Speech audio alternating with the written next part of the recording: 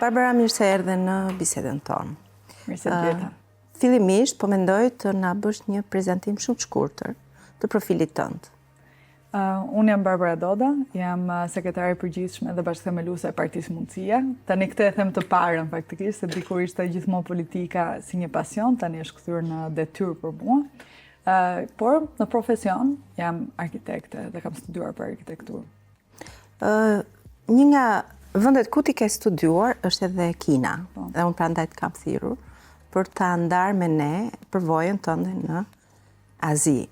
Në fakt, nuk po ja nis këtu te Kina, po ja nis te një fjalimi joti që unë kam ndjekur kur ti je prezantuar politikisht në një podium ku ishe kandidate edhe ja nise me mamin. Edhe çfarë ti kishe marrë prej mamit. Ma trego shumë shkurtimisht mamin dhe nxitjen që ajo pati për udhëtimet e tua për edukimin jashtë vendit, qoftë në Kinë ose në vende të tjera, dhe frymëzimin prej figurës saj. Do më bëhet shumë xheloz babi, se unë nuk e përmend asnjëherë, por të dy prindrit janë të mrekullueshëm dhe mendoj që janë. Kur isha më e vogël nuk I mendoja ata si arsye e suksesit tim, tani që jam më e rritur kam kuptuar që në fakt çdo gjë vjen prej tyre dhe shtysat apo iniciativat që unë kam marrë kanë qenë pikërisht prej tyre. Unë vi nga një linjë shumë e fortë grazh, domethënë gjyshja ime ka patur 10 fëmijë, është rritur në kohë shumë të vështirë. Dhe ka dalë në kohë të vështirë. Në fakt, në rrethin e matit, nga jemi ne, ajo ka qenë vetmja grua që është ulur në kullën e burrave për të marrë vendime, për të ndarë gjyqit. Dhe ka pasur peshë shumë madhe. Ishte pa shkolluar, por ishte një politikane e vërtetë. Dhe unë ka qenë shembulli im. Nga aty, mami im ka bërë 3 orë rrugë çdo ditë për të shkuar nga fshati vet Macukullit e fshati babit tim Derjani për të bërë gjimnazin. Dhe ka qenë e para faktikisht në familjen e vet që është shkolluar, që edhe me fat, sepse ishte 18 vjeçë kur erdhi demokracia dhe mund të shkolloj, pa çka se ishte familje e persekutuar. Kështu që fakti që mami im ka bërë një hap shumë të madh nga gjyshja ime më detyron dhe mua të bëj një hap shumë të madh tani nga mami im. Dhe mami im më thoshte vazhdimisht që shiko, ti tani duhet të lëvizësh, shikosh botën, se unë nuk pata mundësi, ti ke nevojë të gjesh veten, ke nevojë të bësh e fortë dhe e pavarur, mos të kesh nevojë për asnjëri, t'ja dalësh vetë. Kështu kjo ka qenë shtysa ime më e madhe. Kur ti ke ikur nga Shqipëria, për herë të parë sa besoj ke qenë e vogël? 22 vjeçë. Nuk e ke pas më të vështirë këtë ndarjen me mamin, e cila gjithmonë të ka inkurajuar që ti jesh e fortë dhe të ecësh përpara, po ka përshtypje se ka qenë ndarja me vllajën Binjak. Si ka qenë ajo dita kur ti u largove, ajo ndarja me vllajën, po dhe me familjarët e tjerë, po kryesisht me vllajën. Në moment që unë isha në port, e mbaj mend që aty filloi të më godiste realiteti që unë faktikisht po ikja larg. Sepse gjatë periudhës para, unë thjesht po festoja dhe po bëhesha gati të shkoja në një vend që unë mezi prisja ta eksploroja. Ndërkohë që ditën që duhet largohesha, vërtet më goditi, se sa larg do shkoja. Dhe mbaj mend mamin, madje që unë qaj dhe ma nuk shkoj dot, nuk nisem dot, dhe ajo thoshte, po ti do ta bësh këtë, kjo është shansi jote, kjo është mundësia jote, do shikosh sa mirë do jetë, pastaj unë jam këtu. Po pasi takova mamin, ndarje më të vështirë kisha me vllajën. Thënë ishte vërtet lash mbrapa gjysmën time. Unë kam ardhur me një gjysmë në këtë jetë, dhe ai është gjysma ime dhe unë e lash pas dhe ndarja me të ishte shumë e vështirë. Mendoj, madje për mua mund të ketë qenë pak më e lehtë, sepse unë çdo ditë isha në një aventurë, në një zbulim, isha në një botë tjetër, ndërsa vllajën e lash këtu ku ishte dhe I mungoja unë. E ndjeja dhe më ndjente shumë kur u largova, për shembull, unë kur kisha ditë vështira, mundesha mos t'u thoja familjes time sepse ishin larg dhe s'doja të shqetësoja.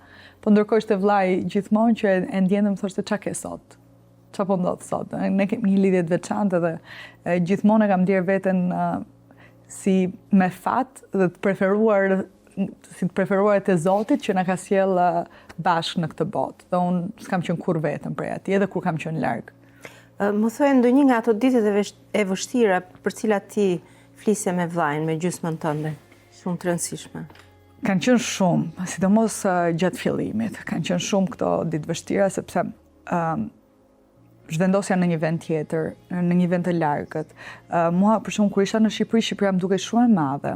Por kur ika jashtë, kuptova që në fakt ishim një vend shumë I vogël, dhe bota shumë e madhe, kulturat janë shumë të ndryshme, kisha shokun e kulturës në fillim, Por ai ishte gjithmonë në mbështetje për mua. Në asnjë moment nuk më thoshte që shikon, nëse s'para del duhet kthesh, po më thoshte shikon ti ke vetëm një alternativë për t'ia dalë.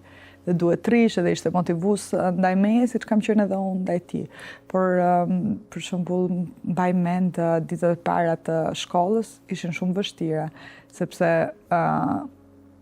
ndoshta nga fakti që isha mësuar në Shqipëri, kisha shoqërinë time, mu desh ca kohë që t'isha vetvetja atje. Në fillim isha më e mbyllur, më e izoluar, edhe këtë ja tregoja vllait tim. Edhe më thoshte, unë nuk e besoj. Nuk e besoj se ti je tjetër njeri dhe ti duhet thjesht shfaqesh njeriu që je. Edhe më jepte gjithmonë shtys.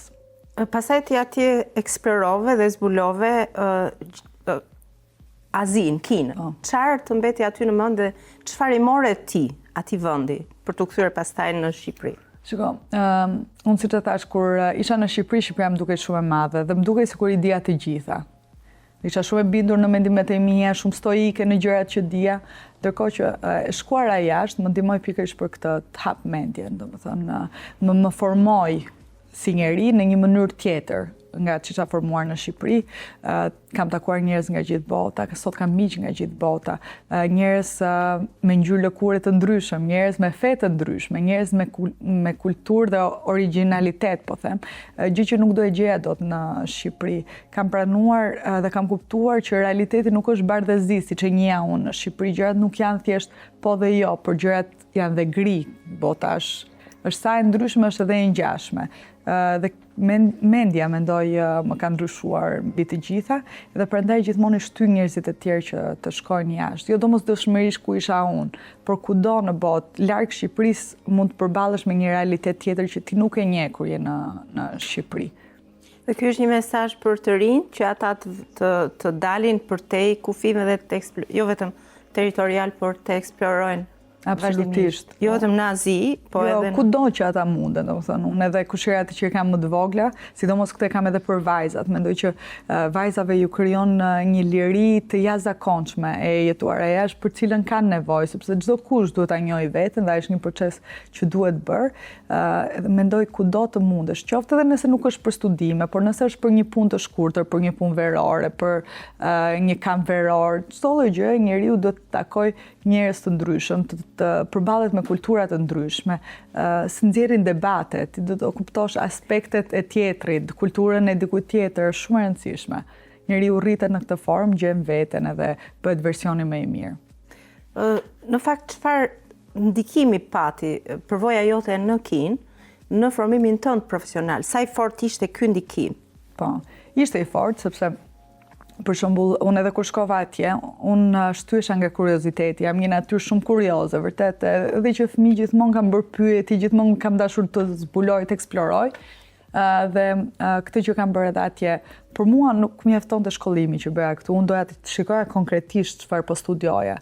Dhe nuk e shikoja dot në Shqipëri. Dhe lëvizura jashtë për këtë më ka ndihmuar. Më ka ndihmuar të shoh shembuj, të shikoj se çfarë bëjnë tjerët jashtë, kush janë praktikat, pse disa vende zhvillohen, pse disa vende nuk zhvillohen, edhe në arkitekturë flas, domethënë. Pse disa vende kanë një zhvillim të mirë urban, çfarë bën jetesën në një qytet të mirë, domethënë. Për shembull, kur isha jashtë, unë isha në një qytet me 25 milion banor, por unë nuk kisha kurrë probleme transporti. Unë mund shkoja fare lehtë nga një cep në cepin tjetër, ndërkohë që unë jam në Shqipëri, në një vend më pak në Tiranë, në një vend më pak se 1 milion banor, dhe unë çdo ditë has vështirësinë transport dhe unë kuptoj se sa më vështirëson jetën kjo gjë për shembull. A pate ti versionin, Barbara, për të qëndruar atje? Besoj mundësit kanë qenë, por çfarë të ktheu më shumë Shqipëri përveç familjes? Ndoshta politika? Shiko, unë kam ditur gjithmonë që e shkuara jashtë për mua është një moment, është një fazë që unë duhet ta bëj dhe duhet ta kaloj, por unë kam qenë gjithmonë e bindur për të kthyer në Shqipëri. Politika politika më mban këtu familjarisht tashmë, domethënë edhe jetën që po ndërtoj me familjen time të re, po e ndërtoj në Shqipëri sepse dua të kontriboj. Dua të kontriboj në politikë dhe nuk mund ta bëj këtë gjë diku tjetër përveç se në Shqipëri. Dhe ndihem mirë, po përveç politikës, se kjo është aspekt ndoshta pak egoist, unë mendoj që çdo njeri e mban familja në vendin e vet. Domethënë kënaqësia e pasurit, prindrit, vllajin, e të rriturit për shembull fëmin tim me gjyshërit, kjo është diçka që nuk ta jep bota. të jep Shqipëria. Kur u ktheve ti në Shqipëri, pra vendimin e kishe të marrë ndërkohë, siç më the, erdhe në Shqipëri dhe gjete tani e shifje gjithçka me një sy, me një kënd tjetër të vështrimit. Tu lehtësua më shumë rrugtimi jot apo u vështirësua për shkak se ti tashmë ishe më e pjekur, kishe shumë më shumë informacion dhe përvojë. Si ishte pastaj ambienti që ti le kur u ktheve nga Kina? E vetëm gjë që mbaj mend, sidomos periudhën që u ktheva unë, është që ka një traumë kur ti kthesh nga një vend jashtë, aq më tepër kur përshtatesh në një vend jashtë, kur kthesh në Shqipëri, për shembull atje ku isha unë, gjërat ishin shumë të shpejta, gjërat bëheshin, mundësitë ishin. Kur kthesha në Shqipëri kishte një ngecje, gjërat nuk ishin aq të lehta, madje gjërat që më ishin dukur si thua normale kur isha në Shqipëri pa dalë jashtë, kur u ktheva, fillova e shikoja si gjëra anormale, si pengesa. Kështu që normalisht të ndikon shumë dhe ka një periudhë, po themun, traumatike që kur kthesh në Shqipëri ndodh dhe kam vënë me shumë njerëz, por me punë dhe këmbgulje është diçka që kalon. Mësohesh, vazhdon lufton. Është shumë e rëndësishme që njeriu mos dorëzohet, vetëm ajo të çon drejt rrugës që do. Kam edhe një pyetje të fundit që lidhet me miqtë e tu, bashkë student ose rreth i jot. Sa prej tyre, jo numër sigurisht konkret, po në përqindje, sa prej tyre kthehen pasi ata studiojnë jashtë vendit dhe sa prej tyre kërkojnë mundësitë atje, duke pas parasysh edhe këtë ambientin ton, prej të cilit të rinjt po ikin masivisht. Shikoj para unë nga që kam jetuar vetë jashtë, nuk i gjykoj fare ata që ikin, përkundrazi i kuptoj më së miri, dhe ata që qëndrojnë jashtë. Këtu ka një paragjykim që duket sikur ata që ikin janë ata që thjesht dorëzohen. Por shkuara jashtë vjen me shumë vështirësi, që nga gjua, që nga izolimi, që nga mungesa e ndihmës. Nëse në Shqipëri mund vi tek ti Luleta dhe them që kam një problem, më ndihmo ta zgjidh. Jashtë ti nuk e ke këtë luks, jashtë duhet ja dalësh vetë. Dhe i kuptoj dhe ata që rrinë, sepse rrinë jashtë në kuptimin e fjalës dhe vendosin mos të kthehen në Shqipëri, sepse siç e thash, Shqipëria nuk është vendi i mundësive sot që flasim, por nga ana tjetër e di për mua zgjedhja ka qenë e thjeshtë sepse unë e kam ndier si thirrje të qenurit në Shqipëri dhe kushdo tjetër që e ndjen absolutisht duhet kontriboj sepse unë besoj që Shqipëria është një nga vendet që do bëhet, domethënë Shqipëria ka shpresë. Dhe kjo për shembull është diçka që ma ka treguar e jetuara jashtë. Unë kur kam jetuar jashtë kam kuptuar që Shqipëria nuk është një rast i izoluar dhe vetëm ne jemi në këtë gjendje. Shqipëria është si gjithë vendet e botës që do kalojnë një proces, por dhe gjërat do ndryshojnë. Po kjo nuk ndodh pa shqiptarët. Duhen shqiptarët të kenë këtë lloj dëshire për ta bërë vendin, shpeshherë edhe duke sakrifikuar. Shumë faleminderit Barbara. Faleminderit Luli.